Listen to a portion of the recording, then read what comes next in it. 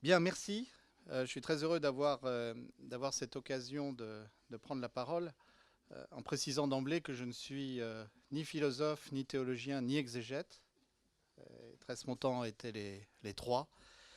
Euh, j'ai néanmoins été extrêmement marqué par l'œuvre, par l'enseignement aussi de Claude Tresmontant. J'ai eu cette chance extraordinaire de suivre son cours de licence sur saint Thomas en Sorbonne en 1988-89. Et même si je savais déjà à l'époque que je ne serais jamais métaphysicien, j'en ai tiré énormément d'enseignements, d'inspiration pour le reste de mes travaux. J'étais très heureux d'ailleurs d'entendre tout à l'heure parler à la fois de Tresmontant et de René Girard, puisque ce sont vraiment les deux, je pense, les deux plus grands universitaires français des 50 dernières années, qui ont construit une véritable pensée, qui ont vraiment innové, et dont il vaut la peine de faire dialoguer l'œuvre. Et je pense que ça n'est que le début d'un dialogue qui sera extrêmement fécond. Euh, la, L'importance, effectivement, dans mon propre parcours universitaire, je suis historien de l'Allemagne contemporaine. J'ai beaucoup travaillé sur le nazisme, j'ai travaillé sur l'histoire de la Shoah. Donc l'importance de l'œuvre de Tresmontant, bien sûr, vient de tout ce que j'ai pu contribuer à éclairer par mes propres travaux, mais aussi de tous les débats auxquels j'ai participé sur l'origine du nazisme, la question de l'enracinement du national-socialisme dans l'histoire allemande. Euh, je pense d'ailleurs que je vais pouvoir aujourd'hui faire qu'effleurer un sujet très, très, très vaste qui est la manière dont Claude Tresmontant, enfin, sa relation à l'Allemagne. Je ne connaissais pas, par exemple, ce qui nous a été raconté hier sur le séjour, son séjour enfant euh, dans l'Allemagne juste avant et juste après l'accession du nazisme au pouvoir. Et je pense que ça m'éclaire beaucoup a posteriori sur les échanges que j'ai pu avoir avec lui quand nous parlions de l'Allemagne, de la pensée allemande et aussi, bien sûr, des tragiques événements du milieu du siècle. J'ai volontairement intitulé mon exposé La pensée allemande, Claude Tresmontant et la pensée allemande. Je ne me limite pas à la philosophie. D'abord parce que je pense que si l'on veut entrer dans un sujet aussi complexe que la philosophie allemande, même guidée par Claude Tresmontant, il nous faut effectivement un très long exposé, très technique. Et puis parce qu'ensuite, je crois que la question à poser, c'est celle qui a été brièvement évoquée hier dans un des exposés. Je pense que c'était l'exposé liminaire de François-Xavier Guibert sur le fait que les grandes erreurs dans l'action commence toujours par de grandes erreurs dans la pensée, dans l'histoire des idées. Je n'ai plus la formulation exacte, mais c'était, je crois, un constat que Claude Tresmontant faisait très souvent. En tout cas, je lui ai entendu faire en cours. Laissez-moi, en commençant, simplement vous évoquer quelques traits de Claude Tresmontant, le professeur, l'enseignant que j'ai eu la chance de connaître à la Sorbonne. Et je vais essayer à chaque fois de les rapporter à mon sujet. 1900, la fin des années 1980, quand on sort de Cagnes, qu'on a eu d'éminents professeurs de philosophie, tous plus ou moins kantiens, heideggeriens, hegeliens. En gros, c'était l'une des trois options qui était à choisir. Effectivement, on est frappé par l'enseignement d'un Tresmontant. Ne serait-ce que parce que ce qui était pour lui la vertu cardinale de l'intelligence, c'était la clarté. Ça, je crois que c'est extrêmement important. Il l'a d'ailleurs un jour résumé dans une très belle formule dont je me souviens. La clarté, c'est l'honneur de l'intelligence. Je pense que c'est une formule dont j'ai fait secrètement ma devise. J'espère que j'y suis toujours fidèle. Mais très clairement, on arrivait au cours de Tresmontant et on se disait enfin, on va avoir un cours de philosophie compréhensible. Alors, c'était pas qu'on était particulièrement fatigué par les cours de philosophie incompréhensibles des disciples de Kant, de Hegel ou de Heidegger, c'est surtout qu'on s'ennuyait mortellement parce qu'on savait que derrière l'obscurité du jargon, il y avait très peu de choses. Donc j'insiste sur la clarté. Je voudrais d'ailleurs au passage dire que le premier livre de Tresmontan que j'ai lu un peu avant d'aller suivre ses cours, c'était le Christ hébreu. Et j'avais été très frappé par le choix de ce titre, le Christ hébreu. Vous savez sans doute d'où ça vient. Hein, c'est une réponse par allusion à une célèbre formule de Maurras qui remerciait l'Église catholique d'avoir débarrassé le christianisme de tout ce qu'il avait de subversif et en particulier de l'avoir débarrassé du Christ hébreu. D'ailleurs, lorsque Tresmontan choisit ce titre en accord avec son éditeur, mais lorsque déjà, enfin des années auparavant, il parlait de rationalisme intégral et non plus du nationalisme intégral de Maurras, enfin, l'allusion était claire et c'était aussi une façon de répondre à tout ce qu'il y avait d'obscur, d'irrationnel, venu entre autres d'influence d'outre-Rhin, d'influence du romantisme allemand. Je voudrais insister sur la caractéristique, l'attitude fondamentale de Tresmontan dans son cours. Pour lui, il n'y avait pas de hiérarchie des pensées. Il n'y avait pas une philosophie qui méritait plus d'être examinée qu'une autre. D'ailleurs, dans les 3 premières minutes de son cours, il faisait référence à ce qu'il appelait la vénérable philosophie indienne, la vénérable pensée chinoise, la vénérable philosophie grecque, la non moins vénérable philosophie allemande. Ça dépaysait tout de suite, puisqu'effectivement, nous étions dans, ou bien nous sortions d'un enseignement où en gros il y avait deux écoles philosophiques, la grecque et l'allemande, et sinon hors de cela, point de salut. Alors évidemment, toute une partie de son travail intellectuel a consisté à vouloir ramener l'idée qu'il y avait une métaphysique biblique, qu'il y avait une pensée philosophique qui était compatible avec l'hébraïsme et le christianisme. Il s'est beaucoup battu pour ça, mais il suffit de se référer à ce qui, pour moi, reste peut-être son chef-d'œuvre absolu, les métaphysiques principales, pour savoir que rien de la pensée humaine ne lui semblait indigne de figurer dans un tableau général de la pensée, d'où son extraordinaire classification des familles philosophiques, des grandes familles philosophiques qu'il réduit d'ailleurs à 3 ou 4 attitudes fondamentales universellement identifiables. J'y reviendrai tout à l'heure. Le dernier point que je voudrais soulever, et ça rejoint quelque chose qui a souvent été dit, qui était l'immense liberté de Claude Tresmontan. Alors ça rejoint ce que je disais tout à l'heure, c'est-à-dire qu'il n'y avait pour lui ni vache sacrée ni tabou. Il avait du respect pour tous les textes, pour toutes les pensées, mais en revanche, il ne se privait pas d'ironiser. Et il avait l'ironie quelquefois très mordante, on l'a vu tout à l'heure dans la correspondance avec Teilhard. Il ne se privait pas d'ironiser sur les grands philosophes.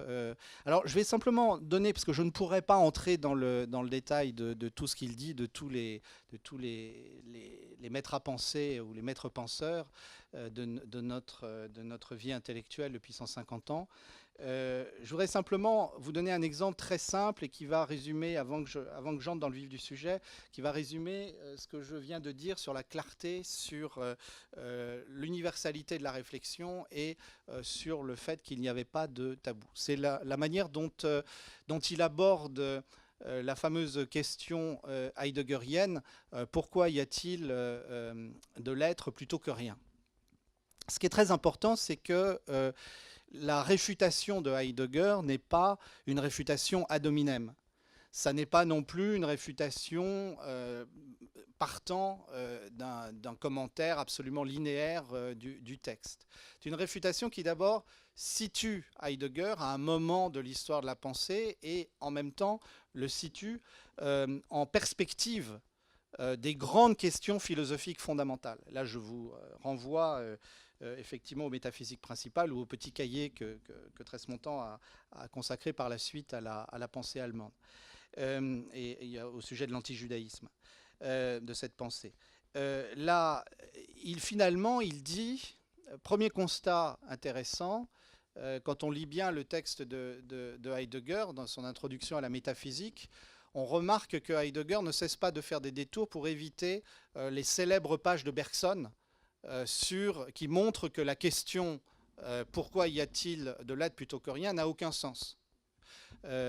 Puisque le néant est impensable de fait.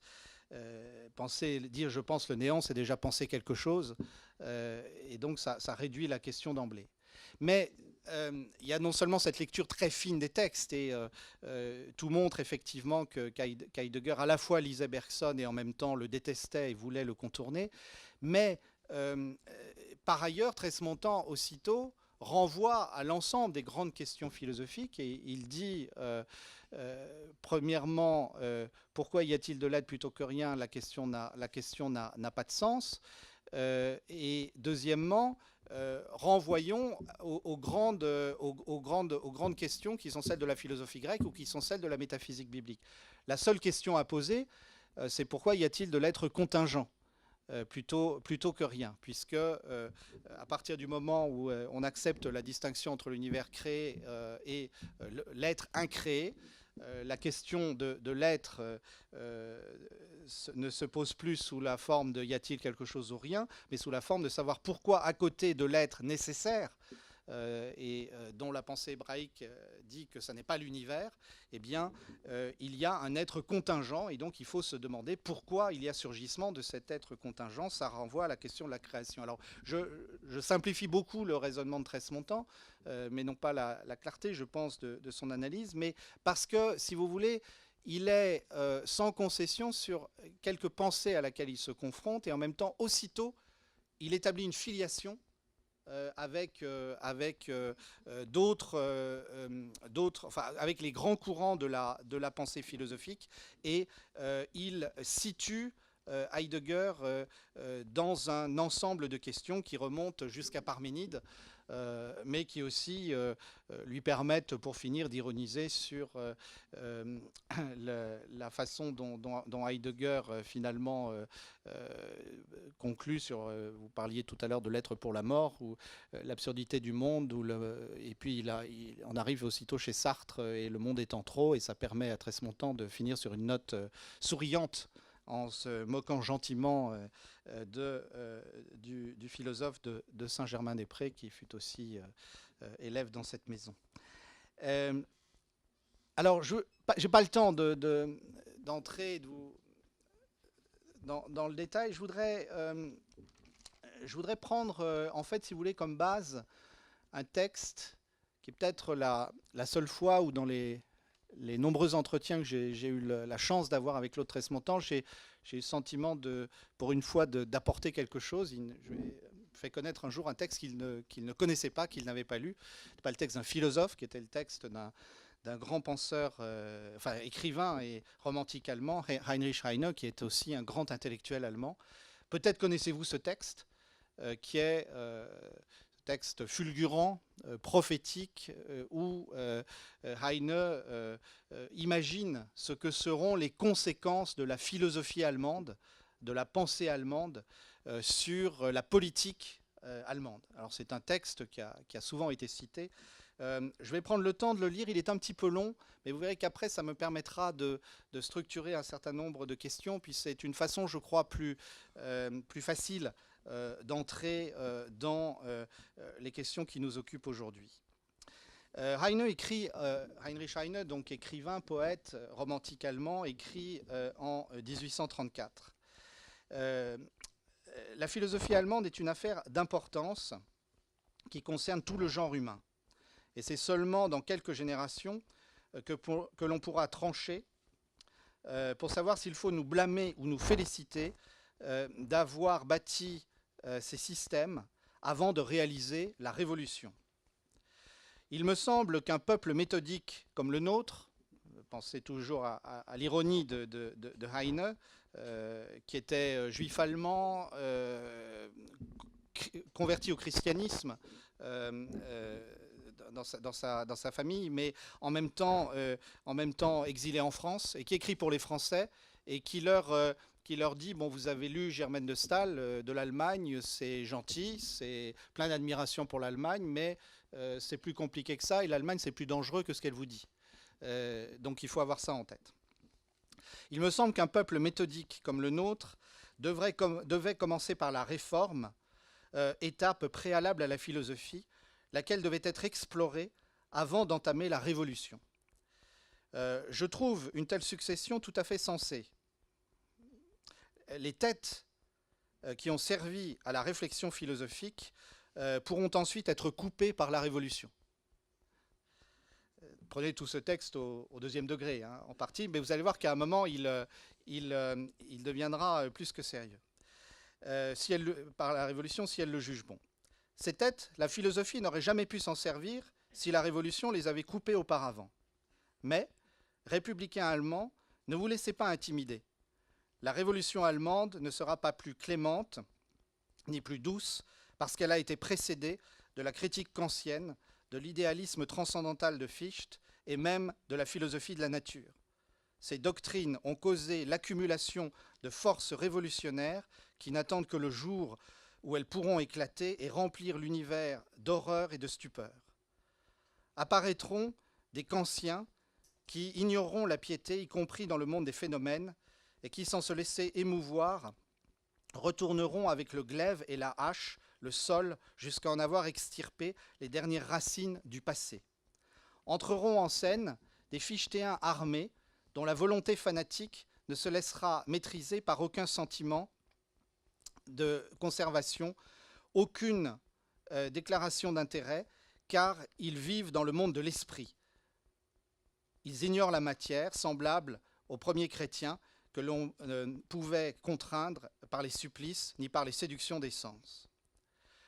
Les plus terribles de tous, pourtant, ce seront les philosophes de la nature, s'ils passaient à l'action lors d'une révolution allemande et s'identifiaient à l'œuvre de destruction à accomplir. Car si la main du kantien frappe avec force et assurance parce qu'il ne connaît aucun respect de la tradition en son cœur, si le fichtéen fait face courageusement à tous les dangers, parce que pour lui, ils n'ont aucune réalité, ce sont les communications avec les forces brutes de la nature, l'évocation des forces démoniaques du panthéisme des anciens germains qui rendront la philosophie de la nature particulièrement terrible. Chez ces philosophes se réveillera cet amour du combat que nous retrouvons chez les anciens Allemands, non pas le combat pour la destruction, ni le combat pour la victoire, mais le combat pour le combat. Le christianisme, et c'est son plus grand mérite, avait quelque peu dompté cet amour germanique brutal du combat, mais il n'a pu le détruire, et si un jour le talisman, la croix, venait à se briser, alors résonneront de nouveau la sauvagerie des anciens guerriers, cette absurdité forcenée que les poètes nordiques ont tant chantée et décrite. Le talisman est vermoulu et le jour viendra où il s'effondrera pitoyablement. Les anciens dieux de pierre redresseront la tête de leur tas de ruines. Ils secoueront la poussière millénaire qui leur encombre les yeux et le dieu Thor surgira à la fin pour de son marteau géant briser les cathédrales gothiques. Quand vous entendrez ce vacarme et le cliquetis des armes, prenez garde, vous les Français, nos voisins, et ne vous mêlez pas de ce que nous faisons chez nous en Allemagne. Cela pourrait mal tourner pour vous. Gardez-vous d'attiser l'incendie. Gardez-vous de vouloir l'éteindre. Vous pourriez facilement vous y brûler les doigts. Ne souriez pas de mes conseils, comme si c'était un rêveur qui vous disait de prendre garde aux kantiens, aux fichtéens ou aux philosophes de la nature. Ne souriez pas de moi comme d'un esprit chimérique quand j'attends dans le monde du phénomène la même révolution que celle qui a eu lieu dans le monde de l'esprit. L'idée précède l'action comme l'éclair le tonnerre. Oh oui, je vous concède que le tonnerre allemand est bien allemand, en ce qu'il n'est pas très souple et qu'il est quelque peu long à se déplacer. Mais il viendra, et quand vous l'entendrez, vous n'aurez jamais entendu un tel bruit dans l'histoire du monde, et vous saurez que le tonnerre allemand atteint son but. Il fera un tel bruit que les aigles tomberont morts sur le sol, et que les lions prendront peur jusque dans les déserts les plus éloignés d'Afrique et se tairont dans leurs cavernes royales. On jouera en Allemagne une pièce à côté de laquelle la Révolution française apparaîtra comme une idylle inoffensive. À présent, tout est assez calme, et l'un ou l'autre s'agite, mais ne croyez pas que ce soit eux qui entreront alors en scène. Ils ne sont que de petits chiens qui sont entrés dans l'arène encore vide, aboient les uns contre les autres et se mordillent la queue, mais le signal viendra pour que les gladiateurs qui, eux, combattent à mort, entrent à leur tour. Alors, ce texte est très long. Il est intéressant, d'abord il a été cité à de multiples reprises, certains y ont vu l'annonce de la guerre de 1870, d'autres des révolutions marxistes, d'autres évidemment du nazisme. Il est intéressant parce qu'il pose un certain nombre de questions et comme je vous le dis, une fois j'ai eu cette chance de parler avec Claude Tresmontant. Il a fait comme il faisait toujours dans ces cas-là et je lui avais amené une photocopie, il a pris le temps de le lire. Et puis, après l'avoir lu, il m'a dit c'est très profond. Heine, il y a quelque chose de prophétique. Et alors, il a ajouté, avec sa familiarité avec le monde juif et hébraïque, descendait-il d'une famille de Cohen, donc de prêtres, disant, parce que Tresmontant travaillait beaucoup sur l'histoire du prophétisme hébreu et le lien entre le prophétisme et le sacerdoce dans l'histoire du judaïsme est important. C'était une boutade, mais je sais qu'il est revenu plus tard sur ce texte, il m'en a parlé. Alors pourquoi le citer? Parce que, si vous voulez, il pose un certain nombre de questions sur effectivement la préhistoire intellectuelle du nazisme. Et aujourd'hui, il n'y a aucun doute sur un point que Tresmontant a d'ailleurs intitulé dans un de ses petits cahiers de la collection qu'il a publié chez François-Xavier Guibert, qui étaient des livres plus courts, des essais qui traitaient de points de doctrine, où il s'interroge longuement sur la question de l'anti-judaïsme, on pourrait dire antisémitisme, mais de l'anti-judaïsme dans la pensée allemande. Et il y insiste beaucoup. Dans toute la pensée philosophique, un anti-judaïsme qu'on trouve évidemment chez Kant, qu'on trouve ensuite chez beaucoup d'autres, avec bien sûr des nuances, des ambiguïtés, mais d'une manière que l'on peut de moins en moins refuser. Vous avez sans doute suivi ces dernières années les contorsions d'un certain nombre de philosophes pour refuser l'évidence croissante. Plus l'on connaît les textes d'Heidegger, plus ils sont publiés, plus il devient évident que Heidegger a non seulement été un antisémite absolument farouche, mais qu'en plus, il se pensait lui-même, il se voyait lui-même comme le penseur d'un meilleur nazisme, d'un nazisme vraiment ayant une puissance intellectuelle supérieure à ce que le mouvement lui-même pouvait produire. Et d'ailleurs, après 1945, ça lui a permis de retomber sur ses pieds, à la fois en préparant discrètement la publication de l'intégralité de son œuvre. C'est ce qui nous vaut aujourd'hui de connaître tous ces textes racistes, eugénistes, antisémites, absolument terrifiants, qui feront partie des 100 volumes de la publication. Mais c'est aussi ce qui lui a permis de se défendre en disant qu'il avait quitté le rectorat de Fribourg en 1934 et qu'il ne s'était pas reconnu dans le mouvement nazi. Mais on sait par un certain nombre de déclarations que Heidegger explique que, en fait, le problème de Hitler, c'est qu'il n'a pas été à la hauteur de la mission que l'histoire lui avait confiée. Alors, je parle de tout ça parce qu'on est là au cœur de quelque chose d'extrêmement crucial. Je vous disais tout à l'heure que dans mon travail d'historien, évidemment, j'ai été en permanence confronté à la question de l'origine de l'idéologie nazie, avec un grand débat fondamental qui traverse toute l'historiographie pour savoir ce qui relève de l'histoire de l'Allemagne et ce qui relève d'une histoire plus large, pour expliquer la route qui mène au national-socialisme. Il y a quelque chose qui m'a semblé toujours un petit peu vain, qui était la volonté de réduire la jeunesse du nazisme à une histoire allemande qui condamnerait finalement l'Allemagne à être le lieu où inéluctablement quelque chose comme le nazisme devait éclater. Et autant il faut identifier dans la pensée allemande, dans l'histoire de l'Allemagne, des facteurs qui mènent au nazisme, autant on ne peut pas se contenter de dire qu'il y a soit un Sonderweg, comme disent les historiens, c'est-à-dire une voie particulière, une voie isolée de l'Allemagne vers le nazisme, soit tout simplement des facteurs qui seraient exclusivement, spécifiquement allemands. Ce qui m'a toujours beaucoup aidé en arrière-plan de mes recherches, qui m'a toujours guidé, c'est la manière dont Très-Montan aborde finalement la question de la pensée allemande, de la philosophie allemande. Je me réfère par exemple aux métaphysiques principales, qu'il s'agisse de Kant, de Fichte, de Schelling, de Hegel, de Marx, de Nietzsche, de Heidegger, pour ne citer que les principaux. Finalement, Très-Montan n'isole pas la philosophie allemande du reste de l'histoire de la philosophie. Il a toujours pour souci de replacer les penseurs dont il parle, ou un morceau de leur pensée, parce qu'il est rare qu'il s'intéresse à une pensée comme celle d'un individu unique. Il les replace dans les grandes familles philosophiques qu'il a identifiées. Le lien entre Marx, Engels et le matérialisme, ce qu'il appelle la grande tradition matérialiste, il débat de fond en comble. Ce qu'il appelle la grande tradition idéaliste lui permet d'éclairer un certain nombre d'aspects de l'œuvre de Schelling et de Fichte. Il y a quelque chose qui est très frappant dans la manière dont Très-Montan aborde la philosophie allemande.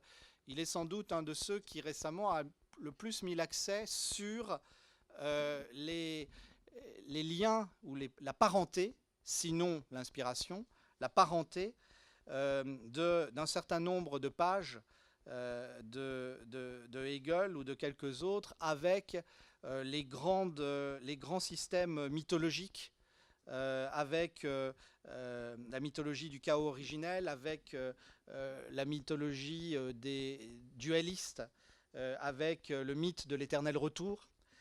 Et c'est ça qui est extrêmement important, je trouve, c'est que par rapport à ces grandes pensées qui sont souvent analysées comme des systèmes sui generis, dus à la puissance conceptuelle de ceux qui les fabriquent, Très-Montan nous aide à voir qu'il y a de bons vieux aspects d'une théogonie antérieure, par exemple la filiation indéniable et détaillée qu'il établit entre Jacob Böhm et le théosophe du XVIIe siècle et Hegel. Et donc, ce qu'il y a d'extrêmement reposant, je dirais presque, quand on aborde, enfin, ce qui donne de la certitude quand on aborde la philosophie allemande avec Très-Montan, c'est qu'à n'importe quel moment, on sait parfaitement où on se situe, on sait parfaitement où on en est. Alors ensuite, on peut contester tel ou tel détail de la filiation, on peut trouver que telle ou telle parenté, le parallèle est peut-être un peu forcé, mais on peut aussi se dire que voilà, on évite on sort de cette malédiction de la pensée de la philosophie française qui, ayant constaté après la Révolution un certain échec pratique du cartésianisme et des Lumières, s'est jeté dans les bras de la philosophie allemande en pensant y trouver, sans mauvaise allusion, le salut, et en pensant aussi pouvoir continuer à y défendre absolument l'agnosticisme ou l'athéisme. Bon, pour moi, c'est très frappant. Je veux dire, après la Deuxième Guerre mondiale, s'accrocher à Heidegger comme le fait l'école philosophique française, c'est aussi pouvoir se trouver, c'est une tentative quasi désespérée de pouvoir continuer à penser l'athéisme en se disant que c'est quand même plus solide si on va le chercher dans des livres dont on ne comprend pas forcément d'ailleurs toujours ce qu'ils veulent dire, mais ça permet au moins de masquer des questions qu'on ne veut pas se poser. Et donc, face à ça, Très-Montan, il a une attitude bien différente. Il a un profond respect pour tous les penseurs, mais il est aussi sans concession. D'ailleurs, je rejoins ce qui était dit tout à l'heure, ce qui était fascinant sur l'échange avec Teilhard, dont on nous a dit qu'il se faisait en confiance. Oui, effectivement, là, il y a une admiration mutuelle. Je ne pense pas que Tresmontan ait vraiment admiré Nietzsche ou Heidegger. Mais en revanche, il n'y a jamais de mépris pour la pensée des autres. Ça, je crois que c'est extrêmement important. Vous avez mis le doigt tout à fait directement sur quelque chose d'essentiel. Il y a toujours un respect. C'est toujours un philosophe qui analyse la pensée d'un autre philosophe, en l'occurrence. Et il y a ensuite une critique sans concession. D'ailleurs, on le voit qu'avec son ami, sinon son maître Teilhard, il est sans concession. Quand ça s'applique à Fichte ou à Kant, il est aussi sans concession. Le point non moins essentiel, et ce que Tresmontan a voulu absolument souligner, c'était, et là j'y insiste, c'est peut-être le chapitre le plus important des métaphysiques principales. Ça n'est pas le plus central, parce que c'est le dernier, par définition, mais c'est peut-être le plus important. C'est quand il revient sur le rapport de Kant et la méthodologie, le rapport de Kant à l'expérience, l'enjeu de l'a priori et la question des catégories a priori, et la question, surtout l'enjeu fondamental, est-ce que la métaphysique est encore possible? Et je pense que tout le combat intellectuel de Tresmontan avec la philosophie allemande a consisté à vouloir rétablir la possibilité de la métaphysique, alors même que depuis Kant, elle devrait être devenue impossible, et alors même, comme il le dit, que c'est une métaphysique, quand elle a subsisté ou quand elle a été poursuivie, qui s'est développée largement sans s'appuyer dans un dialogue avec les sciences expérimentales, avec les sciences de l'observation, n'a inspiré que mépris chez un certain nombre de scientifiques qui n'y trouvaient pas la réponse à des questions qu'ils pouvaient se poser. Et j'insiste beaucoup là-dessus, parce que contre tout l'enseignement que moi j'ai pu recevoir en Hippocagne et en Cagne, mais qui était la Vulgate, je m'adresse là aux anciens cagneux de ma génération, contre l'attitude dominante de l'université française, sinon exclusive de l'université française, pour qui la métaphysique est au mieux le commentaire de textes du passé ou un exotisme. Tresmontan s'est battu toute sa carrière d'universitaire pour maintenir le droit du philosophe à poser les questions qui vont au-delà de la philosophie de la nature, les questions qui s'interrogent sur ce qui va au-delà du réel observé par les sciences expérimentales. Sur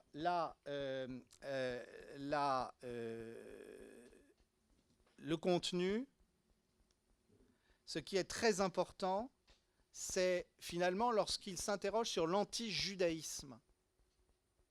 Il ne se contente pas de dire, voilà, c'est un fait, il y a un anti-judaïsme qui commence au moins à Kant, peut-être même antérieurement, et qui va jusqu'à Heidegger, ou un antisémitisme. Je ne ferai pas de distinction entre les deux termes. Ce qui importe à Tresmontan, et pour moi ça a toujours été extrêmement important, parce que lorsqu'on dit que l'on veut dénoncer le mal ou que plus jamais les choses ne se reproduisent, on ne peut pas être dans la vaticination. Et si on est fidèle à l'esprit de Claude Tresmontan, il faut être capable d'expliciter, de rationaliser, de comprendre les choses, de leur donner un contenu intelligible. Et ce qu'il dit, c'est qu'en fait cet anti-judaïsme, et c'est d'ailleurs peut-être plus utile de l'appeler anti-judaïsme en l'occurrence, c'est plus fondateur que l'antisémitisme moderne, c'est d'abord un refus profond de la notion de création. Ça c'est quelque chose, c'est une constante, dit-il, dans l'ensemble de la philosophie allemande du XIXe siècle. Et la détestation de la pensée hébraïque est aussi une détestation de la pensée de création. Alors, si on résume, hein, le refus de la distinction entre un être incréé et un être créé, le refus fait tomber la pensée allemande, quand Tresmontan essaye de synthétiser, sur finalement enfin, l'a fait insister sur, de différentes manières sur un schéma déterministe, sur un schéma de la nécessité, fait revenir aussi une fascination pour, un peu comme le disait Heine dans son texte, pour toutes les grandes programmations. Alors je parle là avec les mots de Tresmontant, les grandes programmations animales, refus de tout ce qui pourrait s'opposer à l'humanité combattante. Ce qui est très important, c'est que Tresmontant insiste sur l'unité profonde, sur la quasi-identité en termes de métaphysique entre judaïsme et christianisme. Et ça, c'est quelque chose de très important. Je renvoie à là aussi, le petit cahier intitulé Judaïsme et christianisme, où Claude Tresmontant insistait en disant ce qui nous sépare avec nos frères juifs, ça n'est pas la métaphysique. Au contraire, nous partageons une même métaphysique, une même pensée de la création. Ce qui nous sépare, c'est de savoir si Yeshua HaNotseri est le Messie ou pas. Voilà, c'est ça qui nous sépare. Et là, j'insiste parce que ça me ramène à ma question de départ et ça m'amène à ma conclusion. Là, c'est très important parce que il y a eu beaucoup de tentatives, y compris intellectuelles, pour dire que lorsque le nazisme, par exemple, a voulu exterminer systématiquement les juifs d'Europe, au contraire, il y avait une certaine connivence avec le christianisme. Il y a un certain nombre de thèses qui ont voulu développer ça. Quand on lit Tresmontant, quand on lit les métaphysiques principales, quand on lit d'autres textes, il y a au contraire l'idée que non, il y avait une détestation commune pour tout ce qui se fondait sur cette métaphysique de la création. L'idée de la création d'un monde, de la distinction entre un être créé, contingent, un être incréé, nécessaire, et donc cet être nécessaire qui, sans nécessité justement, créé par amour, par don gratuit, le monde tel qu'il est. Alors, là, c'est très important parce que, si vous voulez, et là je suis obligé d'aller un petit peu vite, mais quand vous travaillez comme historien du nazisme, vous vous interrogez toujours sur la motivation ultime d'Hitler et de ses sbires.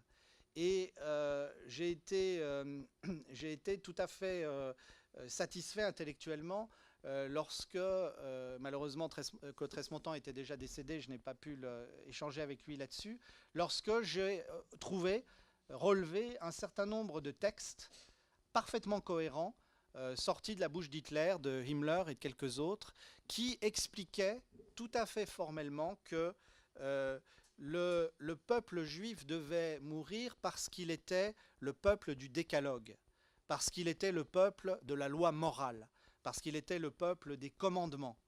Et en particulier, vous avez un certain nombre de déclarations d'Hitler qui très clairement, là je synthétise, je simplifie la formule, mais par opposition à quelque universalisme que ce soit, qu'il soit chrétien ou qu'il soit monothéiste ou qu'il soit sécularisé, Hitler prône pour l'homme allemand le droit, le rétablissement du droit à tuer.